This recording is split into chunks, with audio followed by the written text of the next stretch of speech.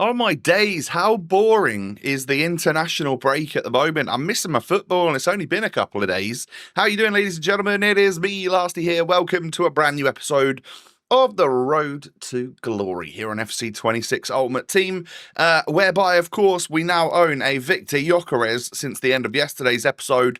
Gonna give him a little bit of a test today. So if you do enjoy it, please do me a little favour. Hit me with a thumbs up. Thank you. Subscribe. Thank you. Leave a comment down below. What is the best playstyle plus you've found so far this year?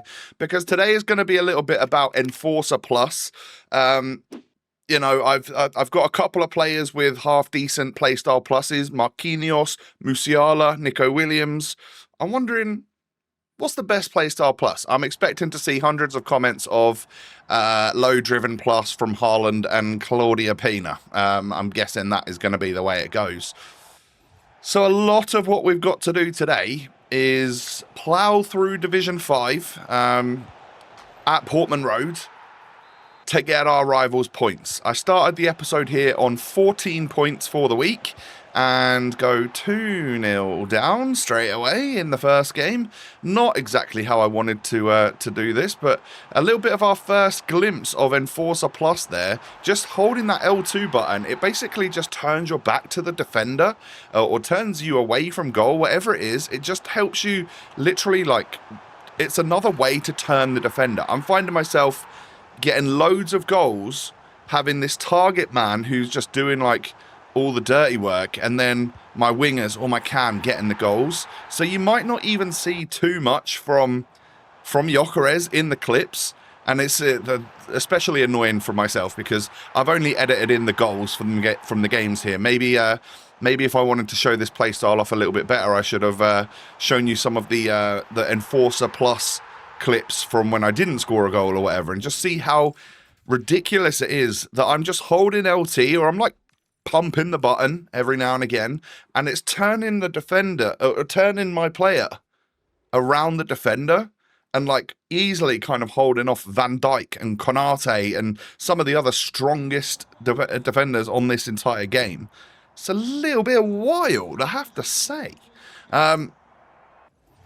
So that's what I've found. I also very much like Technical Plus that we have on Jamal Musiala. His RB dribbling is second to none from what I've used. He genuinely is the best dribbler that I've used. Leo Messi, a close second, I think, just works really well on this game, of course. We get a lucky goal with Gyökeres there. I don't think we used Enforcer Plus much on that one. But the good thing is we go on a little bit of a streak and actually getting some decent wins here. Now, when you're through like this with a player like Gyökeres, I think you should not take advantage of the PS Plus.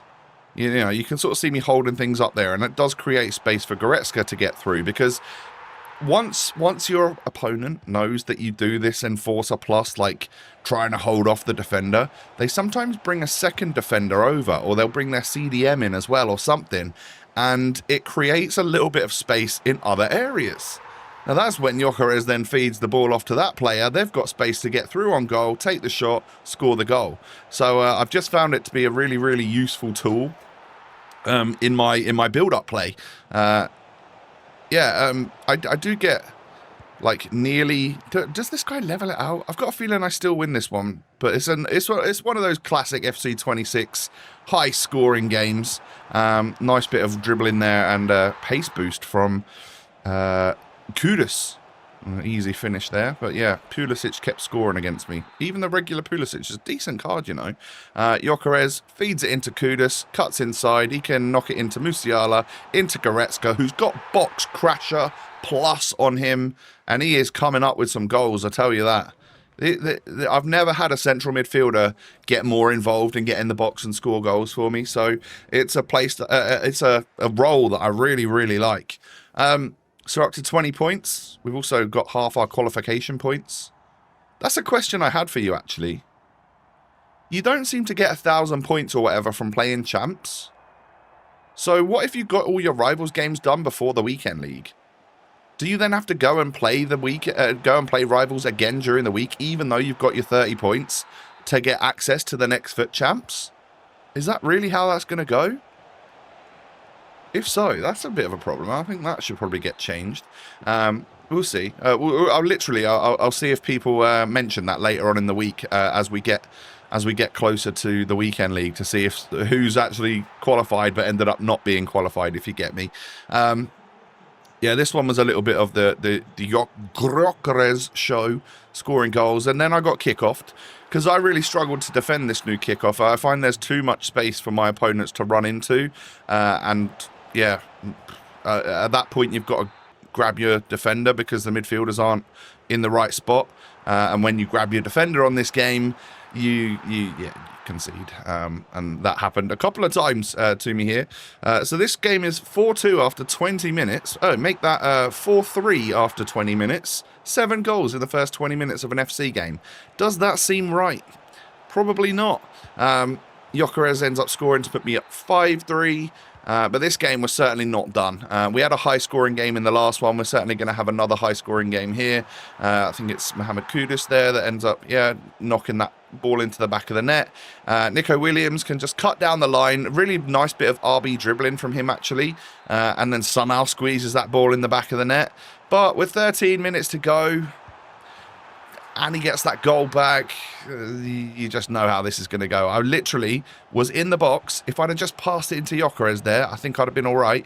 I intercept with Goretzka, but it ends up back with my opponent, and you just know what's going to happen here. I'm doing my best to do what the meta is, which is grab that CDM and not try and drag out a defender. Then I accidentally drag out defenders, and of course he scores right at the end, so we end up getting a 6-all draw. Oh well, no biggie. I mean, did we just get on a hot streak and then we just kind of ruined it there? Would have helped me get my weekly points done a little bit quicker. But a draw is no worries really. We're up to 21 points, 3 more wins and we'll be okay. But we finally got our 25th win in Rivals, so a 75 times 2 is what we get for our troubles, of which we end up getting. I thought I was getting Frimpong here. Wasn't. I was getting Timber. I've been trolled by the Dutch Premier League right back popping up. That's a shame. It would have been quite nice to have a Frimpong in the club. Not that we really need to focus on any right back or left back in our ultimate team right now, because we're fine. We've got Alphonso Davies, we've got Hakimi. I think we're pretty set for the long haul, really. Hopefully at some point we'll be able to Evo our Alphonso Davies. Not going to be able to Evo Hakimi for a long old time, but he's going to be meta for a while. So yeah, we're pretty much set in that department. One thing, finally packed Pogba, by the way. That's nice. I'll probably Evo him at some point. When they bring an Evo out that boosts up stamina and pace, that'll be good for us to put Pogba into, because those are a couple of things that he's severely lacking. But of course, he does have that 6'3" frame and 5-star skills, 4-star weak foot, high dribbling, high passing for a player of his rating. So at some point, we're going to get a nice Pogba card on the RTG. Now, I put some rare gold embellishments on. I realised that I had these in the club, and I thought, well, who better to put it on than Musiala, my current favourite player in the RTG, and Hakimi. It was between Nico Williams and Hakimi, and I think Hakimi's going to be in the squad a bit longer, so that's what we've done. Yeah, tidy. They just come with the Ultimate Edition of the game or whatever, or maybe everyone got them, I'm not sure. But we applied them because they didn't take any game time and they didn't cost any coins, so makes our squad look a little bit nicer. Into the next game we go. We have 9 points to get, and we're not on a hot streak, so we'll take 3 victories for us to get our Rivals points for the week. And I'm not sure with 3 victories in a row whether we would even get promoted. So looks like it's going to be Division 5 reward upgrade again this week, which is what we got last week. This opponent was really trying the offside trap and a lot of goalkeeper movement, a lot of aggression from his goalkeeper. It caught me out a couple of times, don't get me wrong, but it also, like, it led to a couple of pretty cheap and easy goals for me to score. He does get one back with Cole Palmer. I mentioned yesterday how much I'd quite like to try that card at some point. We just got to go ahead and pack him, though. And then a bit more goalkeeper movement there. Yeah, it's too much space for me to take any old shot type. So that's what's enabled me to score there. Musiala spots a nice ball out wide to Nico Williams, who was just onside, and we can low-driven it past the goalie. I guess when I'm in those positions, one-on-one, I don't know what is going to happen with the goalkeeper movement. So I do sort of panic a little bit, but then oftentimes a low-driven shot of some sort will fly into the back of the net. Kudus gets that 5th goal. That was enough for my opponent to quit. And I tell you what, I just think the game looks so good when I'm playing at Portman Road. I really, really enjoy playing at my ground. That's something that a lot of you would have had for many years, you know, if you support a big club that has the stadium in the game. But because, you know, it was Ipswich's first time in the Prem for 20 years or so last season, we've only just got it. It never arrived in Ultimate Team last year. It was only in career mode.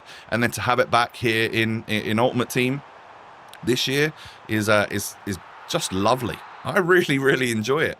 And I know, you know, when we go into Foot Champs and stuff, we have to be in the Champions Arena or whatever it's called. But I don't think the camera angle looks too different to me. I know that can be a bit of a problem for some people. But we're surviving all right. We're thriving when we're playing at Portman Road. Maybe it affects my opponent's camera angle, and that's why I'm winning against them all the time. That might be the case. Hope so. If so, pick yourself a custom stadium. It might mess up your opponent's camera settings. But we are 3-1 up here. Palmer scores again against me to make it 3-2. Gyökeres just sort of big amount of strength in there, and he was forced into a sliding tackle, which gave me the penalty. Gyökeres can stick it in as a top corner, get us and 2 goals back up again, and we can keep hold of that 2-goal lead. Win 4-2. How unfortunate for my opponent. I didn't hit my bounty though. It was score a hat-trick.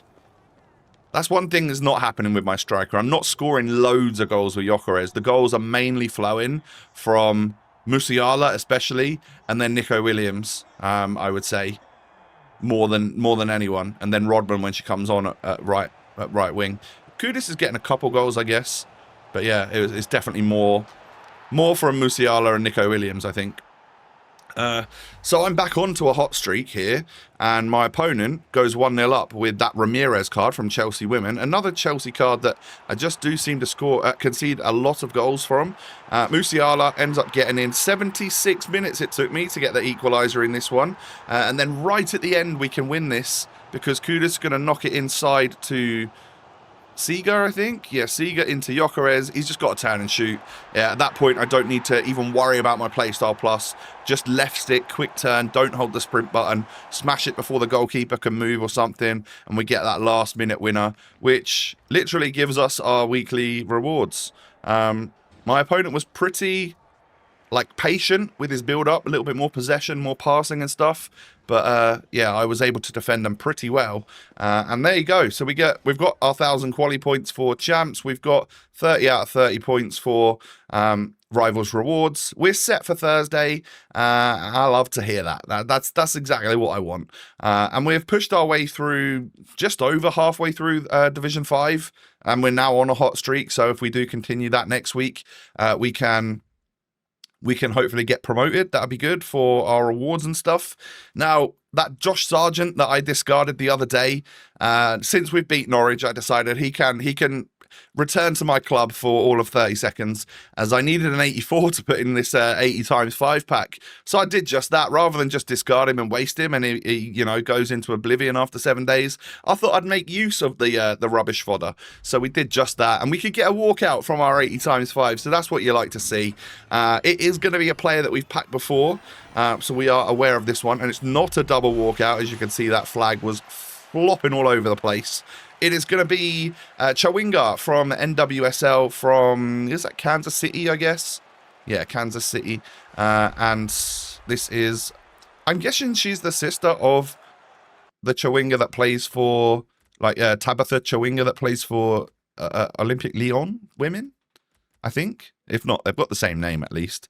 But yeah, we get 86 Chawinga, the left-sided player. Lots of pace, half-decent dribbling and physical and stuff, but it is a player that we have already put in to an SBC, so I don't necessarily see myself using her too much. I'm then going to get Alyssa Thompson, because I've been mentioning, haven't I? I keep conceding goals against Cole Palmer and Ramirez and these other Chelsea cards. And this is a Chelsea women's card for just an 80, was it an 81 rated squad, 82 rated squad? Whatever it was a little bit too cheap to turn down. 88 pace, 86 dribbling, 80 shooting. I'm going to take a punt on a card like that. Now, not necessarily going to use her in my main team, but for gauntlets and tournaments and stuff like that, I think we've got ourselves quite a nice card here. I've definitely come up against her a couple of times. She seems to run fast and dribble well, so it's a cheap SBC that I think you can't really go wrong with, and I would get it done if I was you. It might help you out with a gauntlet here and there, and of course, linking the WSL to some of my other American players, that could be handy too. Rodman, etc. So yeah, I mean, we've come towards the end of the episode. Victor Gyökeres has been doing the business with his overpowered playstyle plus for me. You guys need to try that at some point. Get a player with Enforcer Plus and just like hold the LT button and see your opponent's centre backs just squirm around them and get absolutely bashed off the ball. You need to try that, so give it a go if you get the chance. I'm unsure whether I should sell Gyökeres and buy Haaland and try him out for a bit, or buy Isak, or just keep Gyökeres for now because it's working. We'll see. We'll see. Who knows what I've got up my sleeve for tomorrow. Maybe it depends on what we get from our rewards and stuff. But yeah, ladies and gentlemen, if you've enjoyed, please do me a favor. Hit me with a thumbs up. Remember to leave that comment down below. What's the best player with the best play style you've used so far on the game? Subscribe as well if you're new. Follow me on all my socials. The links are in the description below. Have a great rest of your day, most importantly. Take it easy, and I'll catch you in the next one. Peace.